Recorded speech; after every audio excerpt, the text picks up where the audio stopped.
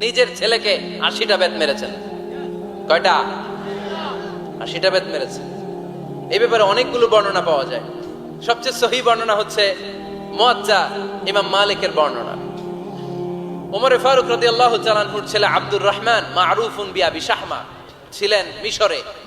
ওখানে নাবিজ খেয়েছিলেন।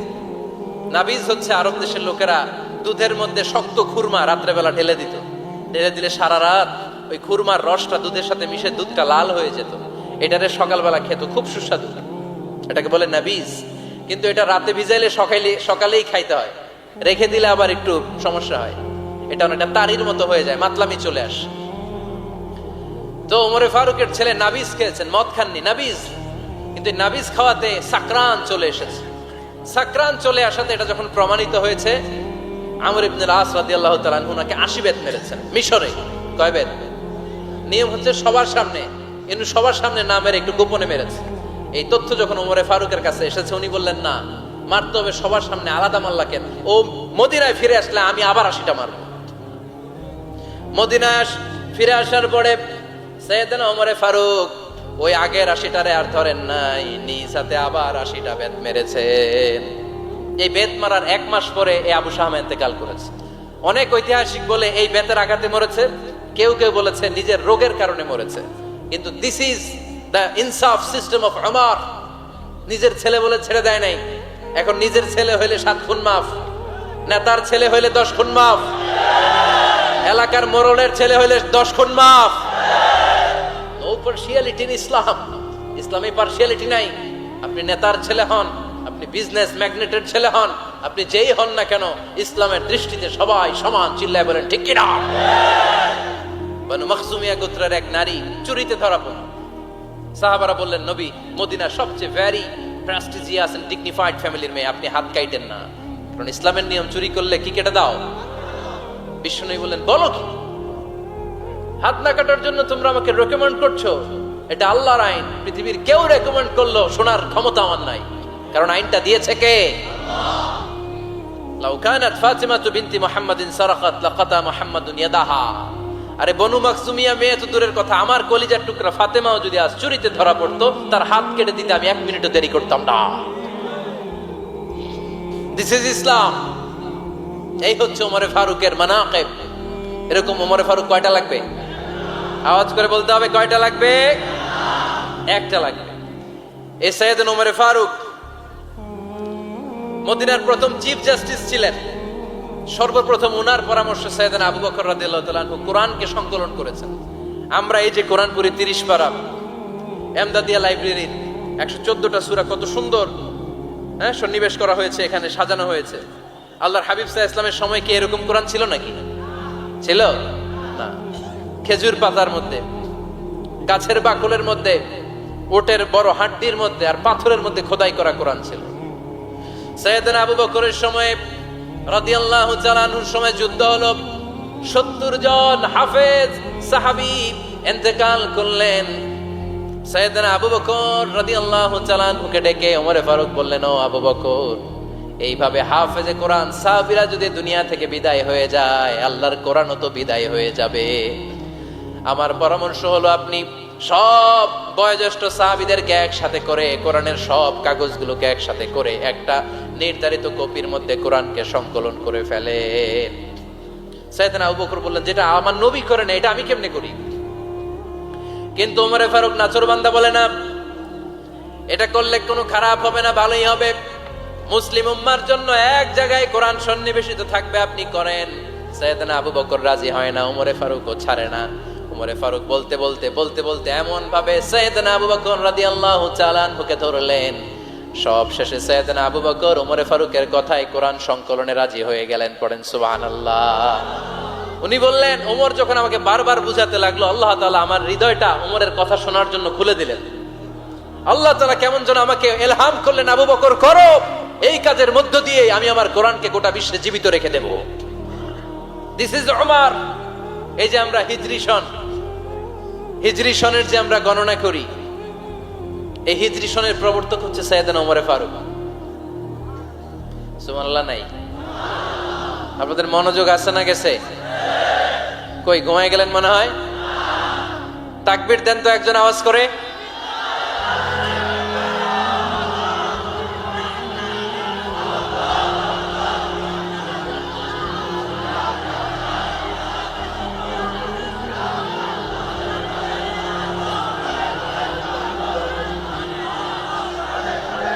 মাশাআল্লাহ মাশাআল্লাহ। বসেন বসেন, এখনই শেষ করে দেব কিছু সময়ের মধ্যে। আমরা একসাথে বিদায় নেব ইনশাআল্লাহ। ওঠা বসা করবেন না, ওঠা বসা করবেন না, বসেন।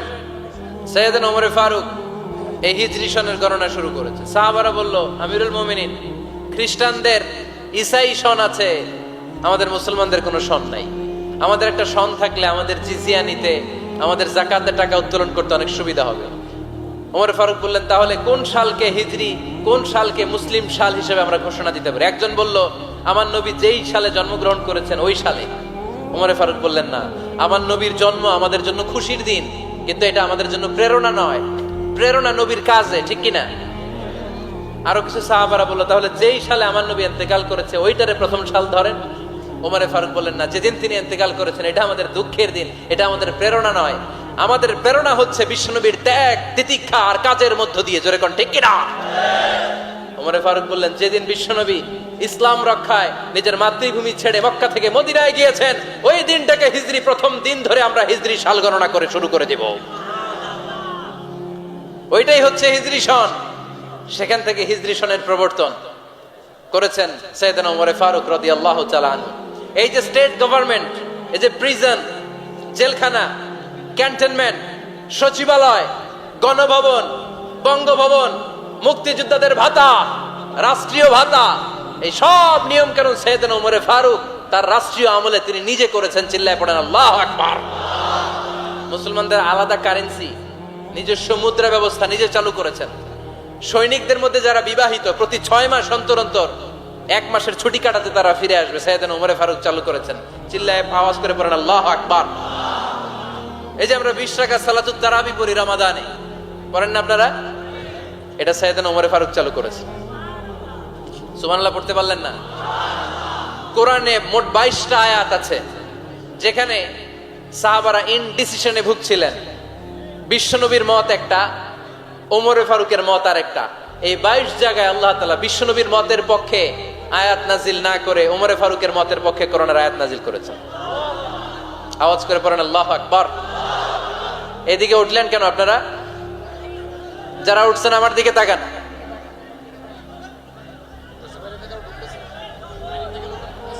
কিছু ভিতরে ঢুকতেছে, কিছু বাইরেতেছে না?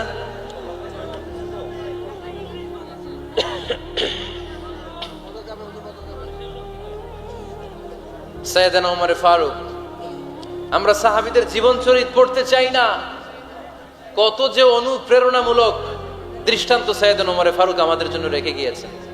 ওমর ফারুক যখন খলিফা, দিনের বেলায় যদি রাষ্ট্রে কোনো নিয়ম জারি করতেন, দিনের বেলায় জনগণকে কোনো বিষয়ে যদি নিষেধ করতেন, রাত্রে বেলায় খাওয়ার সময় ফ্যামিলি মেম্বারদের সবাইকে বলতেন, এই দিনের বেলা আমি জনগণকে এই কাজ করতে নিষেধ করেছি, তোমরা আমার ফ্যামিলি মেম্বার, খবরদার তোমরা এই কাজ করো না। জনগণ করলে যতটুকু শাস্তি, তোরা করলে পাবি ডবল শাস্তি। সুবহানাল্লাহ কইবেন না? আমাদের নেতারা ওই বাড়ির বিচার করে, ওই বাড়ির মাইয়ার বিচার, ওই বাড়ির পোলার বিচার, নিজের পোলা গাঞ্জা টানে, আসরে নাই? নিজের মেয়ে অপরাধ করে, আসরে নাই? কি নেতা ছিলেন ওমর ফারুক! আগে নিজের ঘর সামলিয়েছেন, আগে নিজেকে সামলিয়েছেন, নিজের ঘর ঠিক করেছেন। বলেছেন জনগণ করলে যত বেদ, তোরা করলে double Veda. This is call leader, ঠিক কিনা? এক বাবা এসে বললেন, ওমর ফারুক আমার ছেলে কথা শোনে না, বেয়াদব। ওমর ফারুক ছেলেরা ডাকলেন, বাবা তুমি তোমার আব্বাজানের কথা শোনো না, এটা তো কবিরা গুনাহ। ছেলে বলে, ওমর ফারুক সব দায় দায়িত্ব আল্লাহ ছেলে মেয়েদেরকে দিয়েছে। ওমর ফারুক বললেন, অবশ্যই দায়িত্ব দিয়েছে। তাহলে বলেন আমার বাবার দায়িত্ব কি? উনি বললেন, প্রাইমারিলি প্রথমত 3 দায়িত্ব। আইয়ান চাকিয়া উম্মা, পৃথিবীর প্রতিটি বাবার উচিত ছেলেদের মেয়েদের জন্য ভালো মায়ের ব্যবস্থা করা। 2 নম্বরে আইয়ুহসিনা ইসমা, সুন্দর তার একটা নাম রেখে দেয়া। 3 নাম্বার ইউআল্লিমাহুল কিতাব, তার আল্লাহর কিতাব শিক্ষা দেওয়া। এবার ছেলেকে আমার আব্বা 3টার একটাও করে নাই। এবার ওমর ফারুক রেগে গেলেন, বাবার কাঁধে ধরলেন, বললেন তুই ছেলের জন্য বিচার নিয়ে আসলি, তোর 3টা দায়িত্বের একটাও তুই পালন করিস নাই। ছেলে বলে, আমিরুল মুমিনিন আমার মা নর্তকী, আমার মা মাজুসি, আমার মায়ের মধ্যে কোনো আদব কাদব নাই, সুন্দরী দেখে আমার মারে বাবা বিয়ে করছে, আমার মায়ের কাছ থেকে জীবনে কিছু শিখি নাই। 2 নাম্বার সাম্মানি খানফাসা, আমার বাবা আমার নাম রেখেছে চামচিকা। কি নাম রাখছে? এটা নাম হইলো একটা, এরকম উল্টাপাল্টা নাম আছে না? নাই না, এগুলো রাখবেন না। আব্দুল্লাহ রাখবেন, আব্দুর রহমান রাখবেন। আর একটা কি বলছি আজকে? হুজাইফা রেখে দিয়ে পারবেন? ওয়ালাম ইউআল্লিমনি হারফাম মিন কিতাবিল্লাহ আমিরুল মুমিনিন। শুধু তাই না, আল্লাহর কোরআনের একটা অক্ষর আমার বাবা কোনোদিন আমারে শিক্ষা দেয় নাই। ওমর ফারুক রেগে গেলেন, এবার বাপের কান্দে দইরা মারতে শুরু করলেন। তুই পোলার নামে বিচার নিয়ে আইছিস, তোরে মার দিমু আগে। এরকম নেতার দরকার আছে না নাই? মদিনায় এক লোক তার বউরে রাগের চোটে 100 তালাক দিয়ে ফেলছে। কয় তালাক দেয়ার নিয়ম? কয়টা দিছে? কয়টা? এবার স্ত্রী কাঁদতে কাঁদতে এসে বলে, আমিরুল মুমিনিন দেখেন, আমার স্বামী আমারে রেগে মেগে 100 তালাক দিছে। ওমর ফারুক বললেন, দইরা নিয়ে আয়, এটারে নিয়ে আসা হলো। ওমর ফারুক বললেন, কয়টা তালাক দিয়েছো? কয় 100টা। কেন দিছো? কয় মাথা গরম আছিল। এরকম আছে না? তালাক দেওয়ার সময় সব তালাক, তুই তালাক, তোর মা তালাক, তোর বোন তালাক, সব তালাক। তালাক দিবে ওয়াইফ রে, দিতেছে সবাই রে। তোমার ফারুক বললেন, দিবে 3টা, 100টা দিলা কেন? কয় মেজাজ গরম ছিল। কয় দাঁড়া, আর তালাক মিন শাআইরিল্লাহ, তালাক হচ্ছে আল্লাহর দেয়া বিধানের একটা নিদর্শন, এটা নিয়ে তুই খামখেয়ালি করলি। আমার রায় শোন, আমার রায় হচ্ছে 3 তালাকে তোর বউ তালাক, বাকি 97 তালাক তোর পিঠের উপরে পড়বে। এরকম বিচারের দরকার আছে না নাই? এরকম দৃষ্টান্তমূলক বিচার যদি বাংলার জমিনে দেয়া হতো, আর কোন নারী ধর্ষিতা হতো? আর কোন নারীকে অ্যাসিড মারা হতো? আর কোন নারী যৌতুকের জন্য কান্না করত? একটা আমল লাগবে, বেশি না। কয়টা লাগবে? তিনি গভর্নর সিস্টেম চালু করেছিলেন, governor system, Islamic state. Bahrain, Yemen, মিসর, কুফা, বসরা, মক্কা, মদিনা, এই 7 জায়গায় 7 জন গভর্নর পাঠিয়েছেন। তাদের থেকে তথ্য নিতেন। এই গভর্নর সিস্টেম উনি বানিয়েছেন। সাইয়েদনা আমর ইবনে আল আস রাদিয়াল্লাহু তাআলা আনহুকে পাঠিয়েছেন মিশরে। মিশরে একটা দৌড় প্রতিযোগিতা হতো। ওই দৌড় প্রতিযোগিতায় আমর ইবনে আল আস রাদিয়াল্লাহু তাআলা আনহুর ছেলে অংশগ্রহণ করেছে, কিন্তু এক মিশরি ওই দৌড় প্রতিযোগিতায় চ্যাম্পিয়ন হয়ে গেছে। রানার্স আপ হয়েছে আমর ইবনে আল আসের ছেলে। এবার মিশরি ফার্স্ট আর গভর্নরের ছেলে সেকেন্ড। রাগের চোটে আমর ইবনে আল আসের ছেলে ওই মিশরির মাথার মধ্যে কয়েকটা বাড়ি মেরেছে। মিশরি বলে, আমার মাল্লা কেন? তুমি খেলায় পারো না, আমারে মাল্লা কেন? কয়, আনা ইবনুল আকরামিন, আমি গভর্নরের পোলা, আমি যা বলবো এটাই হবে, আমার উপরে কথা নাই। মিশরি ওইখানে আর ঝগড়া বাঁধায় নাই, মনে দুঃখ নিয়ে মদিনায় চলে আসলেন। এসে বললেন, আমিরুল মুমিনিন, আপনি আমর ইবনে আল আস রাদিয়াল্লাহু তাআলা আনহুকে মিশরের গভর্নর বানিয়ে পাঠিয়েছেন। একটা প্রতিযোগিতায় আমি চ্যাম্পিয়ন হয়েছি, ওনার ছেলে হয়েছে রানার আপ। কেন সে চ্যাম্পিয়ন হতে পারে নাই? এই কারণে আমার মাথায় লাঠি দিয়ে 3টা বাড়ি মেরেছে। বিচারটা দিছে কার দরবারে? কথা বুঝেন নাই বোধহয়? ওমর ফারুকের দরবার। ওমর ফারুক বললেন, তাই আগামী বছরের অমুক তারিখ আমি সব গভর্নরদেরকে ডেকে হিসাব নেই, তো ওই দিন তুই থাকবি, পারবি না? মিশরে বলে, পারবো মানে অবশ্যই পারবো। ওই দিন 7 রাজ্য থেকে 7 গভর্নর হাজির, গভর্নরদের ছেলেরাও হাজির, মিশরীয় হাজির। 7 গভর্নরের কাছ থেকে 7 এলাকার খোঁজ খবর নেয়ার পরে ওমরে ফারুক বললেন, আইনাল মিসরি, মিশরি লোকটা কই, এদিকে আয়। মিশরি সামনে আসার পরে বলল, আমর ইবনে আল আস, তুমি মিশরের গভর্নর, তোমার ছেলে সহ তুমি আসো। আমর ইবনে আল আস এসে সামনে বসে রইলেন। এবার বললেন, ও আমর ইবনে আল আসের ছেলে, তুমি নাকি ইবনুল আকরামিন গভর্নরের ছেলে, তুমি যা বলবা মিশরে নাকি তাই হবে, তোমার নাকি অনেক দাপট।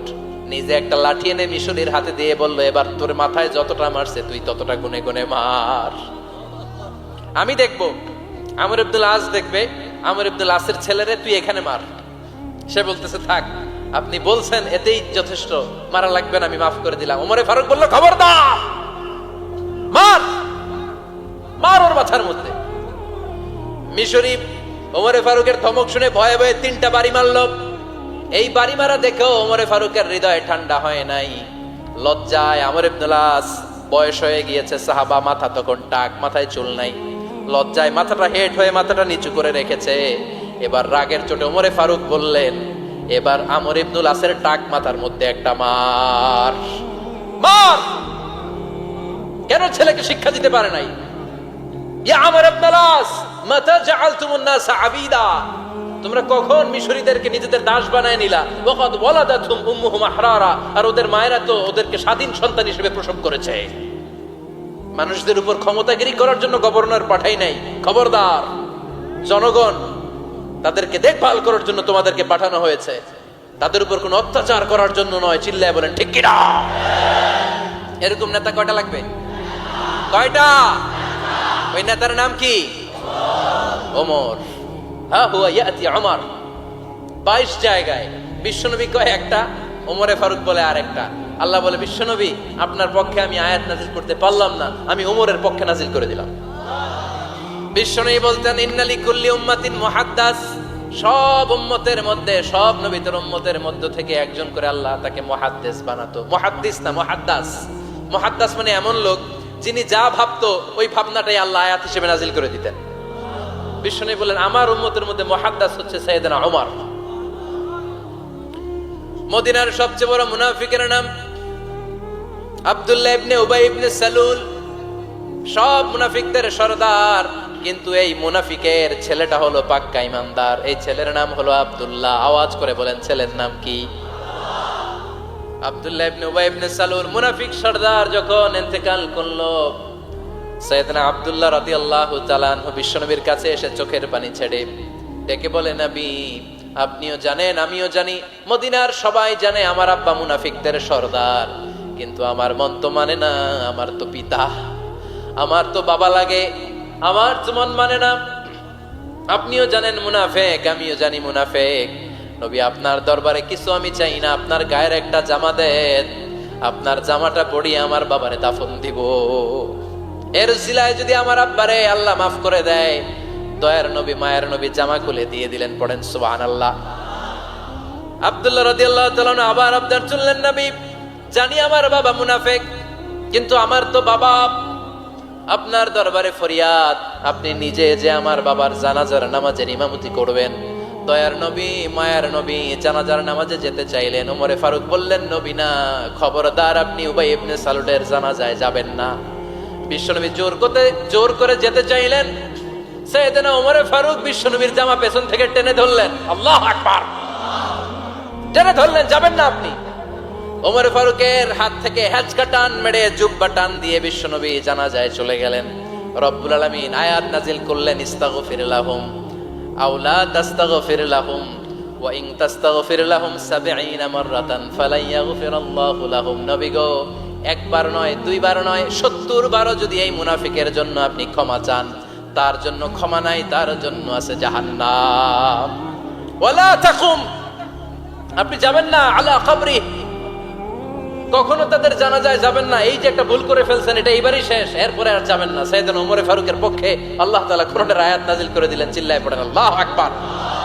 এভাবে 22টা জায়গায় ওমর ফারুক যা বলেছে, এটা নিয়ে একটা আলাদা আলোচনা হইতে হবে, আলাদা একটা আলোচনা লাগবে যে 22টা আয়াতে আল্লাহ তাআলা বিশ্বনবীর পক্ষে কোরআনের আয়াত নাজিল না করে সাইয়েদনা ওমর ফারুকের পক্ষে আয়াত নাজিল করেছেন। চিল্লায় পড়েন সুবহানাল্লাহ।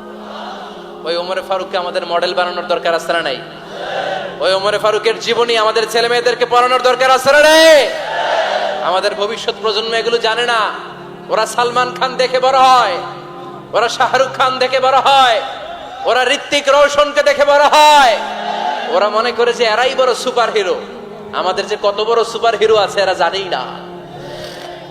নতুন প্রজন্মের কর্ণকোহরে সাইয়েদনা ওমর ফারুকের ইতিহাস পৌঁছে দেওয়ার দরকার আছে না নাই? ওমর ফারুকের ইন্তেকালের ঘটনাটা বলেই আমরা মোনাজাতের দিকে যাব। শুনবেন? শুনতে চান? উনি স্বপ্নে দেখলেন একটা লাল মোরগ ওনাকে 3টা ঠোকর মেরেছে। কয়টা? উনি জুমার নামাজে, জিলহজ মাসের শেষ সপ্তাহে জুমার নামাজে বললেন যে একটা লাল মোরগ 3টা ঠোকর মেরেছে। মুগীরা ইবনে শুবা রাদিয়াল্লাহু তাআলা আনহুর দাস আবু লুলু আল মাজুসি, এই লোকটা খঞ্জর বানাতে পারতো। মুগীরা রাদিয়াল্লাহু তাআলা আনহুর দাস। মুগীরা প্রতিদিন 4 দিরহাম করে চার্জ করতো, যেহেতু দাস। সে এসে বিচার দিল, আমিরুল মুমিনিন, মুগীরা আমার থেকে বেশি টাকা চায়, জুলুম করে। ওমরে ফারুক বললেন, তাই? তুমি কি কাজ জানো? বলে, আমি খঞ্জর বানাতে জানি। বাড়ি কই? পারস্য। আরে তুমি খঞ্জর বানাতে জানলে তো 4 দিরহাম অনেক কম, সে তো আরো বেশি টাকা নেওয়া দরকার ছিল তোমার থেকে। আবু লুলুর এই কথা পছন্দ হয় নাই। সে কয়, ওমর তুমি সবারে দয়া দেখাও আর আমার ক্ষেত্রে কঠিন নিয়ম বানাইলা, দাঁড়াও এই নিয়ম তোমারে আমি দেখাবো। এই রাগে সে বাড়িতে যে একটা খঞ্জর বানালো। কি বানালো? খঞ্জর চিনেন? ছোট্ট ছুরি। কিছুদিন আগে ওমানের সুলতান কাবুস ইন্তেকাল করেছে, জানেন আপনারা? ওনার এই কোমরের মধ্যে খঞ্জর থাকতো, ছবিতে দেখছেন? আরব শায়েখ যারা সুলতান আমির, কোমরে কি থাকে? ছোরা থাকে, খঞ্জর। সে বাসায় যে একটা খঞ্জর বানালো, যেই খঞ্জরের 2 মাথা, লাহু রাসান ওয়া মাকবাদাতুহু ফি ওয়াসাতি, আর ধরার হ্যান্ডেলটা মাঝখানে, এদিকেও ছুরি এদিকেও ছুরি, যাতে এইভাবে মারা যায়। সে ধার দিতে লাগলো আর বলল, ওমর দাঁড়াও তোমার আমি দেখাবো। ওমর ফারুক মসজিদে নববীর ইমাম, ফজরের নামাজের সময় এ আবু লুলু আল মাজুসি বুরনুস পরে, চাদর পরে, লুকিয়ে লুকিয়ে, সে অগ্নি উপাসক, মুমিন নয়। ওমর ফারুককে অ্যাটাক করার জন্য গেলেন মসজিদে নববীতে। ওয়াকানু ইউসাল্লুনা বিগালাস, তখন ওনারা অন্ধকারে নামাজ পড়তো। নামাজের সময় যখন হলো, লুকিয়ে লুকিয়ে প্রথম কাতারে ওমর ফারুকের পিছনে মুয়াজ্জিনের পাশেই দাঁড়ালো, হাতে খঞ্জর। একামত হলো, ওমর ফারুক সালাত শুরু করলেন, ফজরের সালাত, আল্লাহু আকবার। নামাজ শুরু করলেন, সূরা ফাতিহা বললেন। আরেকটা সূরা যখন পড়তে যাবেন, in the mean time Abu Lulu এই খঞ্জর নিয়ে ওমর ফারুকের বুকের মধ্যে 3টা স্টেবিং করলেন। একটা মারলেন নাভির নিচে, মারার সাথে সাথে পাকস্থলী কেটে গেল। আরেকটা মারলেন পাজরে, পাজর ছিঁড়ে গেল। 3টা মারার পরে ওমর ফারুক বললেন, কাতালানি আল কাল, এক কুকুর আমাকে মেরে ফেলেছে। পেছন থেকে এক সাহাবীকে টান মেরে সামনের দিকে নিয়ে গেলেন, তুমি নামাজের ইমামতি করাও। আর ওমর ফারুককে বাকিরা ধরাধরি করে পেছনে নিতে আরম্ভ করলেন। আর এই আত্মাই আক্রমণ যে করেছে, সে কাতারের মাঝখান দিয়ে যেতে আরম্ভ করলো আর 2 দিকে ছুরি মারতে আরম্ভ করলো। 13 জন সাহাবীর গায়ে ছুরি মেরেছে, 7 জন সাহাবা স্পট ডেথ, জায়গায় মৃত্যু। এই ভয়ঙ্কর অবস্থা দেখে এক সাহাবী বুরনুস, এক ধরনের জুব্বা আছে মাথাওয়ালা, অনেকে জ্যাকেট পরছেন না এরকম মাথাওয়ালা, লম্বা জুব্বা আছে, আরবরা শীতে পড়ে মাথাওয়ালা। এই মাথাওয়ালা জুব্বা বের করে এক সাহাবী জালের মতো তার দিকে উড়ায় মারল। ওই বুরনুসের মধ্যে পেঁচিয়ে আবু লুলু মাটিতে পড়ে গেল আর সুইসাইড করে ফেললো, নিজের বুকে নিজে মেরে আত্মহত্যা। যেই সাহাবীকে ইমামতির জন্য দাঁড় করালেন, উনি ছোট্ট সূরা দিয়ে প্রথম রাকাতে সূরা আল কাউসার, দ্বিতীয় রাকাতে সূরাতুল ইখলাস দিয়ে নামাজ শেষ। ওমর ফারুক বেহুশ। ওমর ফারুক কি? হ্যাঁ, বেহুশ। সবাই কান্নাকাটি করতেছে, সবাই দেখতে গেলেন, এখন হুঁশ ফিরে না। মুখের মধ্যে, মুখ খুলে রাষ্ট্রের চিকিৎসক মুখের মধ্যে দুধ দিলেন, ওই নাভি দিয়ে দুধ বের হয়ে যায়, পাকস্থলী কেটে ওখান দিয়ে দুধ বের হয়ে যাচ্ছে। তারা বললো, ওনারে বাঁচানো সম্ভব না, দেখেন হুঁশ ফিরে কিনা। হুঁশ ফিরলে ওনার পরে কে আমির হবে, উনি যেন প্যানেল ঠিক করে দিয়ে যায়। সবাই তাকিয়েছে ওমর ফারুকের চোখের দিকে। আল্লাহর মেহেরবানিতে ঘন্টা খানিক পরে উনি চোখ খুললেন। চোখ খোলার পরেই বলেন নাই, ও মা আমি মরে যাই।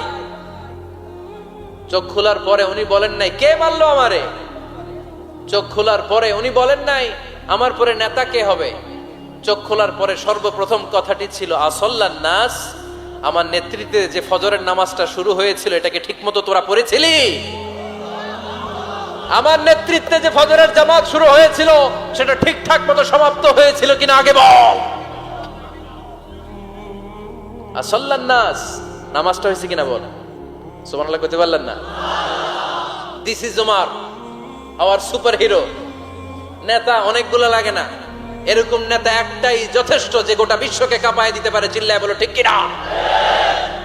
আমরা চাই আমাদের ছেলেগুলো ওমরে ফারুকের মতো বড় হোক।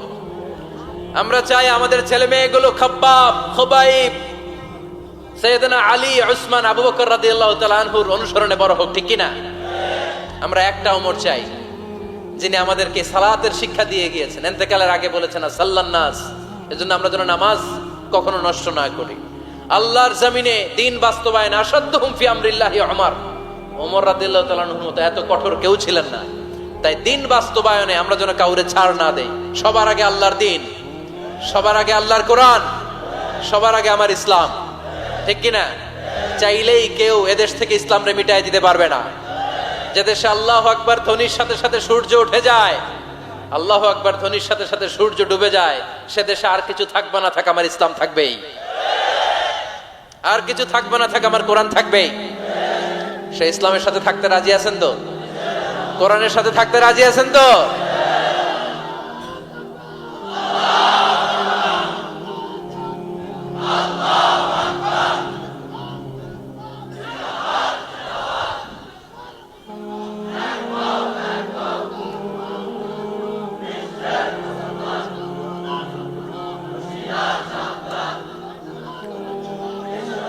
আল্লাহ আমাদের সবাইকে কবুল আর মঞ্জুর করে নেক। আমরা পড়ি আমিন। উঠলেন কেন? দোয়া হয়েছে? হুজুর বসে আছে, হুজুর দোয়া করবেন। বসেন বসেন বসেন বসেন। কয়েকজন ভাই কালিমা পড়ে মুসলমান হতে চায়। মোহতামিম সাহেবের হাতে, মোহতামিম সাহেবের হাতে ওনার মাদ্রাসায় আগামীকাল তারা কালিমা পড়বে। আমরা তাদের জন্য দোয়া করি, আল্লাহ তাআলা আমার ভাইদেরকে ইসলামের জন্য কবুল করে নেক। আমরা যা শুনলাম আমরা যেন আমল করতে পারি, আল্লাহ তুমি তৌফিক দাও। আল্লাহ আমাদের মধ্যে ভ্রাতৃত্ব ভালোবাসা তুমি বাড়িয়ে দাও। আল্লাহ আমরা এই ফরিদপুরের ময়দানে এই রজনীতে যেমনি একসাথে বসতে পারলাম, তোমার জান্নাতেও যেন একসাথে বসতে পারি, তুমি তৌফিক দান করো।